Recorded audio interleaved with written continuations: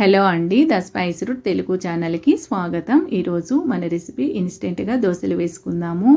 అలాగే అందులోకి కొబ్బరి చట్నీని ఎలా తయారు చేయాలో తెలుసుకుందాము. ఈ దోశల్లోకి ఈ కొబ్బరి చట్నీ చాలా టేస్టీగా ఉంటుంది. ఇంట్లో ఇడ్లీ పిండి కానీ దోశ పిండి కానీ లేనప్పుడు ఈ విధంగా ఇన్స్టెంట్గా దోశలు వేసుకోండి, చాలా టేస్టీగా ఉంటాయి. దీనికోసం ఒక మిక్సీ జార్లోకి 1 కప్పు బొంబాయి రవ్వను వేసుకోవాలి. అలాగే 2 స్పూన్ల అటుకులు వేసుకోవాలి. 2 స్పూన్ల గోధుమ పిండిని వేసుకోవాలి. అలాగే 1 స్పూన్ షుగర్ వేసుకోండి. ఇక నేను బ్రౌన్ షుగర్ వేసుకున్నాను, మామూలు షుగర్ కూడా వేసుకోవచ్చు. దీన్ని మెత్తటి పౌడర్ లాగా గ్రైండ్ చేసుకోవాలి. ఈ విధంగా బాగా మెత్తగా అయిపోవాలి. ఇప్పుడు దీన్ని ఒక మిక్సింగ్ బౌల్లోకి వేసుకుందాము. ఇప్పుడు ఇందులోకి 2 స్పూన్ల బియ్యపిండిని వేసుకోవాలి. బియ్యపిండి వేసుకోవడం వలన దోశలు బాగా క్రిస్పీగా వస్తాయి. అలాగే రుచికి తగిన ఉప్పు వేసుకోవాలి. 1 కప్పు పెరుగు వేసుకోవాలి. 1 కప్పు రవ్వ వేసుకున్నాం కదా, 1 కప్పు రవ్వకి 1 కప్పు పెరుగు వేసుకోవాలి. అలాగే 1 కప్పు వాటర్ వేసుకొని దీన్ని గరిటెతో కానీ విస్కర్తో కానీ బాగా కలుపుకోవాలి. అవసరమైతే మరికొంచెం వాటర్ వేసుకొని కలుపుకోండి. ఉండలు లేకుండా బాగా కలుపుకోవాలి. మన దోశపిండి కన్సిస్టెన్సీ వచ్చే విధంగా కలుపుకోవాలి. ఇప్పుడు మూత పెట్టుకొని దీన్ని ఒక హాఫ్ అన్ అవర్ నాననివ్వాలి. ఈ లోపల మనం చట్నీ చేసుకుందాము. చట్నీ కోసం స్టవ్ మీద బాండి పెట్టుకొని పచ్చిమిరపకాయలు తుంచుకొని వేసుకోవాలి. వీటిని ఫస్ట్ ఆయిల్ లేకుండా 1 నిమిషం పాటు ఫ్రై చేసుకున్న తర్వాత కొద్దిగా ఆయిల్ వేసుకొని ఫ్రై చేసుకోవాలి. ఇప్పుడు ఇందులోకి కొద్దిగా కరివేపాకు, హాఫ్ స్పూన్ జీలకర్ర వేసుకోవాలి.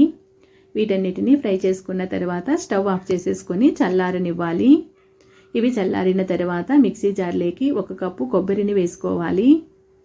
అలాగే ఇందులోకి 2 స్పూన్ల పల్లీలు వేసుకోవాలి. కొద్దిగా చింతపండు, 4 లేదా 5 వెల్లుల్లి రెబ్బలు వేసుకోవాలి. ఇప్పుడు మనం ఫ్రై చేసి పెట్టుకున్న పచ్చిమిరపకాయలు, కరివేపాకు వేసుకోవాలి.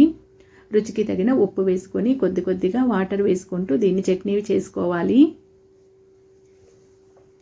ఈ విధంగా మెత్తగా చట్నీ పట్టుకున్న తర్వాత ఇందులోకి అదే మిక్సీ జార్లోకి కొద్దిగా వాటర్ వేసుకొని వేసుకోండి. వాటర్ ఎక్కువగా వేసుకోకూడదు. ఈ కొబ్బరి చట్నీ గట్టిగా ఉంటేనే టేస్ట్ చాలా బాగుంటుంది. కొద్దిగా వాటర్ వేసుకొని కలుపుకోండి. ఈ చట్నీకి పోపు పెట్టుకుంటే ఈ చట్నీ చాలా టేస్టీగా ఉంటుంది. పోపు కోసం ఆవాలు, జీలకర్ర, కరివేపాకు, ఎండుమిరపకాయలు వేసుకున్నాను.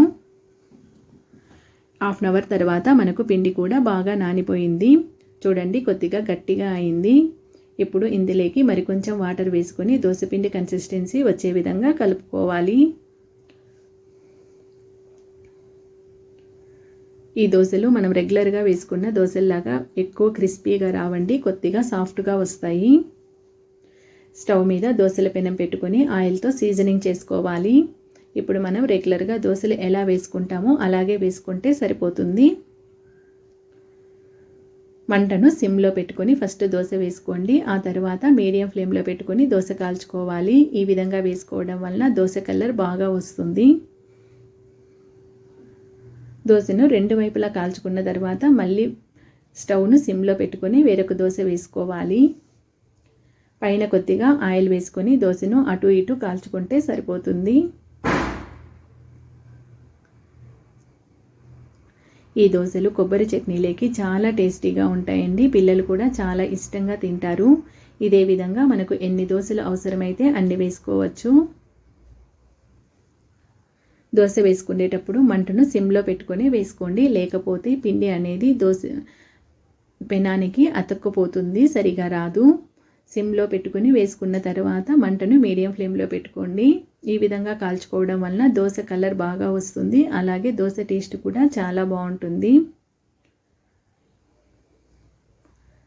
అంతేనండి, ఎంతో టేస్టీగా ఉండే ఇన్స్టెంట్ దోశలు ఎలా వేసుకోవాలో తెలుసుకున్నారు కదా. ఈ రెసిపీ కనుక మీకు నచ్చినట్లయితే లైక్ చేయండి, మీ ఫ్రెండ్స్ అండ్ రిలేటివ్స్కి షేర్ చేయండి.